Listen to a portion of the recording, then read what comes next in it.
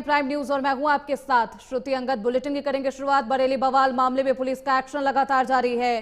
तौकीर रजा के दामाद का घर जमींदोज कर पुलिस प्रशासन का बुलडोजर चला है। तो बरेली बवाल मामले में पुलिस का एक्शन देखने को मिला। प्रशासन का बुलडोजर चला है। तौकीर रजा का दामाद मोहसिन रजा गिरफ्तार किया गया है। तौकीर रजा के दामाद का जो रिजॉर्ट है वो सील किया गया है और पुलिस प्रशासन का एक्शन लगातार जारी है। तो बरेली में हुई हिंसा के बाद पुलिस प्रशासन का एक्शन।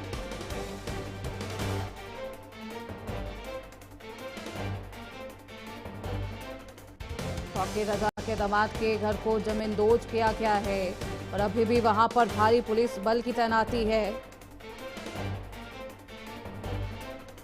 48 ऐसे दुकान है जिन पर लाल निशान लगाए गए हैं, वहां पर पुलिस प्रशासन का एक्शन है।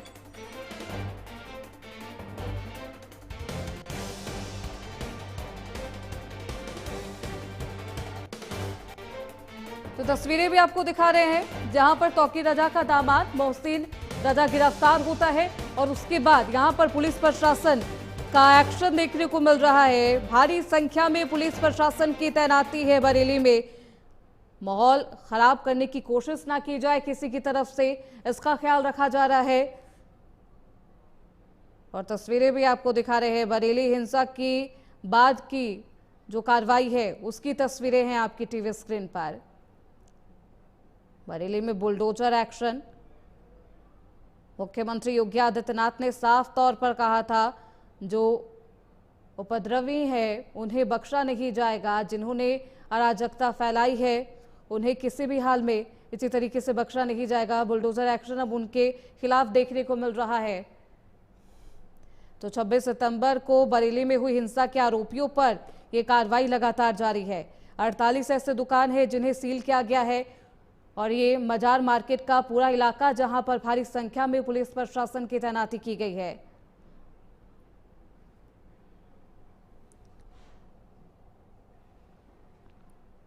मोहसिन रजा के रिजॉर्ट पर बुलडोजर एक्शन देखने को मिला। यहां पर जो मोहसिन है तौकीर रजा के दामाद, उनकी गिरफ्तारी हुई है। उन्हें पुलिस प्रशासन गिरफ्तार कर चुका है, उनसे भी पूछताछ होगी।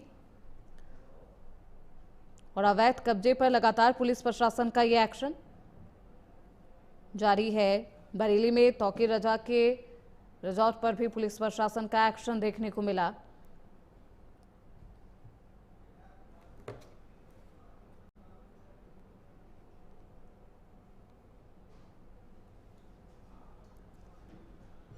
तो भारी पुलिस बल की तैनाती की गई है। 26 सितंबर को बरेली में हुई हिंसा की जांच लगातार जारी है और यहां पर पुलिस प्रशासन की भी तैनाती है। आपको तस्वीरों में दिखा रहे हैं जहां पर मोहसिन रजा के रिजॉर्ट पर पुलिस प्रशासन का एक्शन देखने को मिला। बुलडोजर एक्शन देखने को मिला है और ऐसे में मुख्य आरोपी तौकीर रजा को जेल भेजने के बाद और भी ऐसे कई नाम है जो सामने आ सकते हैं। बुलडोजर की कार्रवाई लगातार जारी है बरेली में।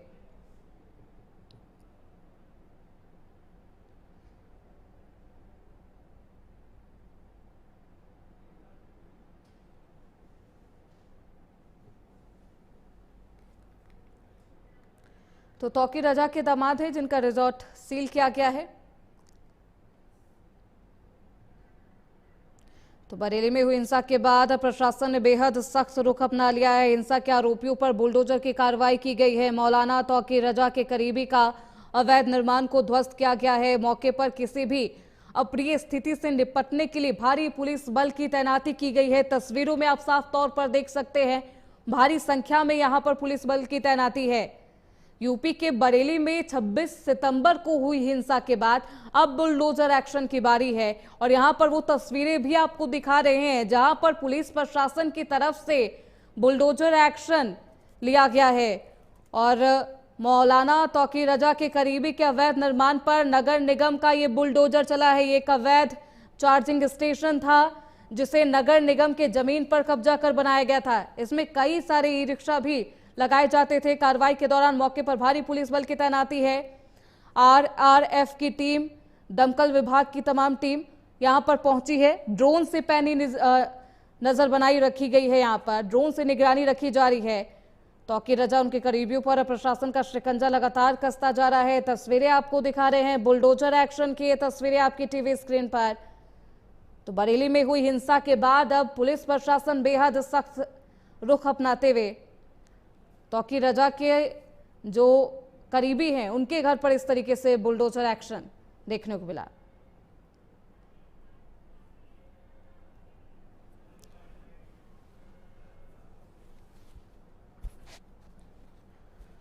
तो इस खबर पर ज्यादा जानकारी के साथ हमारे सहयोगी मोनू पांडे बरेली से जुड़ चुके हैं। मोनू, अभी क्या कुछ स्थिति है? बुलडोजर एक्शन अब कितनी देर तक चलेगा और कितनी दुकानें हैं जहां पर बुलडोजर एक्शन चलना बाकी है?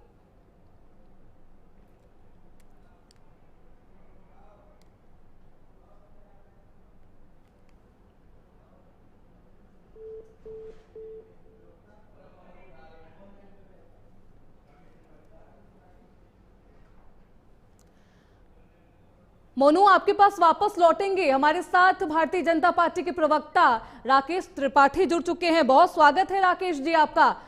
जिन्होंने ये हिंसा फैलाई थी उसका जो मुख्य आरोपी है, उसका जो दामाद है, उसके खिलाफ ये बुलडोजर एक्शन देखने को मिल रहा है। क्या इस कार्रवाई से, मात्र बुलडोजर एक्शन की कार्रवाई से जनता संतुष्ट हो जाए? क्या कहेंगे इस बुलडोजर एक्शन पर आप? केवल बुलडोजर की कार्रवाई नहीं हो रही है, चिन्हित करके गिरफ्तारियां भी हुई हैं, उनकी संपत्तियों की जांच भी होगी। अन्य प्रकार से दंगा भड़काने के लिए जो उन्होंने अपराध किए हैं उसके लिए जो कठोरतम धाराएं हो सकती हैं वो कठोरतम धाराएं लगाने का काम किया है उत्तर प्रदेश की पुलिस ने।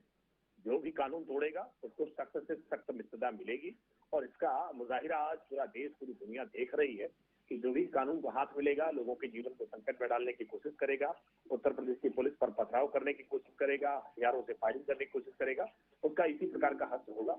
और बुलडोजर की कार्रवाई उन सभी स्थानों पर होगी जो स्थान अतिक्रमण करके बनाए गए हैं, अवैध तरीके से बनाए गए हैं या जिन नियमों को तोड़ करके बनाया गया है, निश्चित तौर पर उन सब पर कार्रवाई होगी।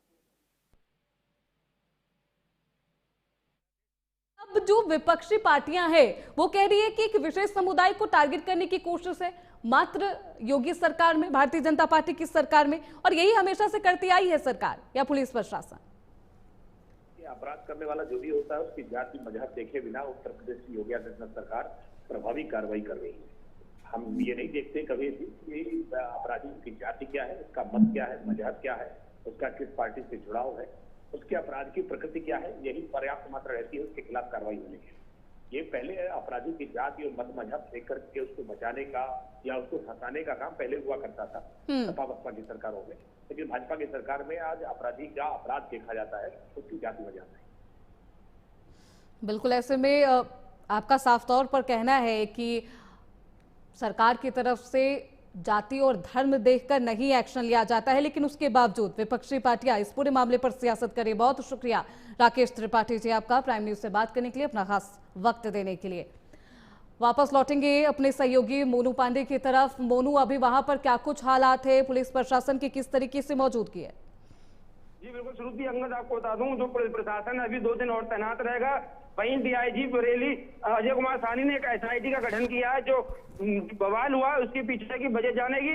हालांकि एसपी सिटी और 14 सीओ के नेतृत्व में ये एसआईटी बनाई गई है और एसआईटी ये जांच करेगी। हालांकि आपको बता दूं जो बरेली के हालात है वो समान है। वही भारी संख्या में जो पुलिस बल है वो मौजूद है। बरेली को छावनी में तब्दील कर दिया गया है। मौलाना तौकीर रजा के करीबियों पर लगातार कार्रवाई जारी है और मौलाना की संपत्ति की जांच हो रही है और उनके करीबियों की संपत्ति की जांच हो रही है। उनके कई करीबियों की संपत्ति की सीलिंग की कार्रवाई की जा चुकी है और उस पर जल्द बुलडोजर चलने की उम्मीद जताई जा रही है। हालांकि आपको बता दूं जो बरेली पुलिस है लगातार आरोपियों को चिन्हित कर उनके खिलाफ सख्त कार्रवाई करने की बात कह रही है। हालांकि बरेली पुलिस ने लगातार कार्रवाई भी करना शुरू कर दी है। बरेली पुलिस लगातार कार्रवाई कर रही है। भाई मौलाना के जो दुकानें थी उसको भी सील कर दिया गया है। उस पर कुछ देर बाद बुलडोजर चलने की बात कही जा रही है। हालांकि भारी संख्या में पुलिस बल यहाँ पर मौजूद है और जो पुलिसकर्मी है वो दुकानदारों से बात कर चुके हैं और दुकानों को खाली कराया जा चुका है। बिल्कुल, ऐसे में बरेली में अभी जो स्थिति है वो कंट्रोल में है और यहाँ पर पुलिस प्रशासन की तैनाती की गई है। बहुत शुक्रिया मोनू पांडे आपका इन तमाम जानकारियों के लिए। खबरों बढ़ते आगे। बिहार में वोटरों की लिस्ट जारी हो गई है और क्योंकि बिहार में विधानसभा चुनाव बेहद नजदीक है, ऐसे में जो आखिरी मतदाता सूची है उसकी लिस्ट अब जारी हो गई है। इलेक्शन कमीशन ने इस लिस्ट को जारी कर दिया है। बिहार में फाइनल वोटर लिस्ट अब जारी हो चुकी है। बिहार में वोटर लिस्ट को लेकर ही विपक्ष ने इलेक्शन कमीशन चुनाव आयोग पर धांधली का आरोप लगाया और ये तमाम आरोपों के बावजूद अब एक जो अंतिम मतदाता सूची है वो भी चुनाव आयोग की तरफ से जारी कर दी गई है। बिहार में वोटरों की लिस्ट जो है वो जारी हो गई है।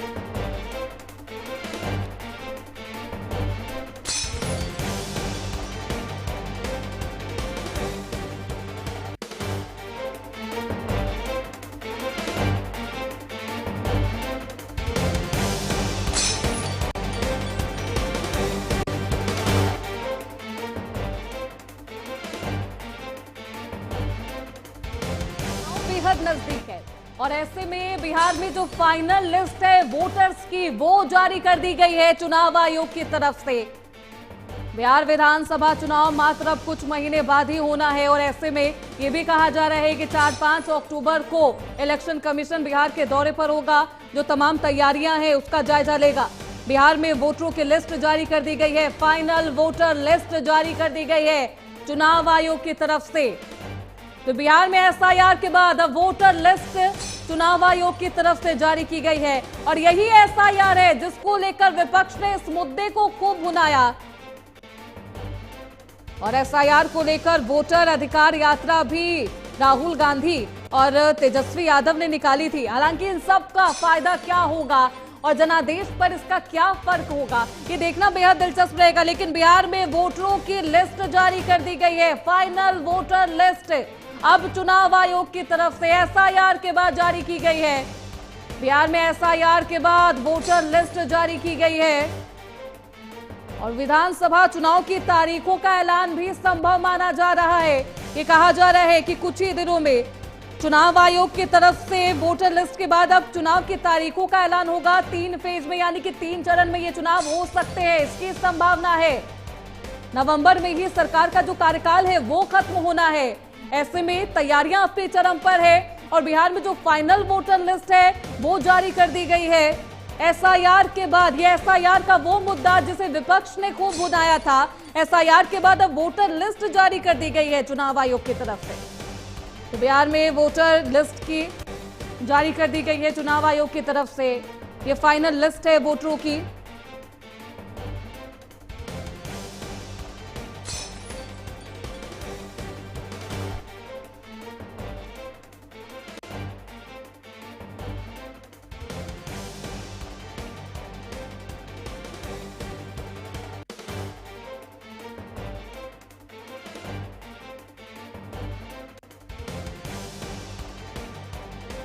अपना नाम देख सकते हैं। दरअसल चुनाव आयोग की तरफ से एक वेबसाइट भी है जिस पर आप अपना नाम देख सकते हैं, खोज सकते हैं। बिहार में फाइनल वोटर लिस्ट जारी कर दी गई है और बिहार में एसआईआर के बाद ये फाइनल वोटर लिस्ट अब सार्वजनिक कर दी गई है। वेबसाइट पर वोटर अपना नाम देख सकते हैं। बिहार में फाइनल वोटर लिस्ट जिसमें आप अपना नाम वेबसाइट पर देख सकते हैं।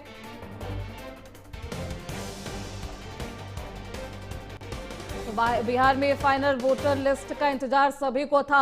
अब बिहार में विधानसभा चुनाव की तारीखों का ऐलान भी जल्द ही हो सकता है। फिलहाल रुकेंगे छोटे से ब्रेक के लिए, फौरन लौटेंगे।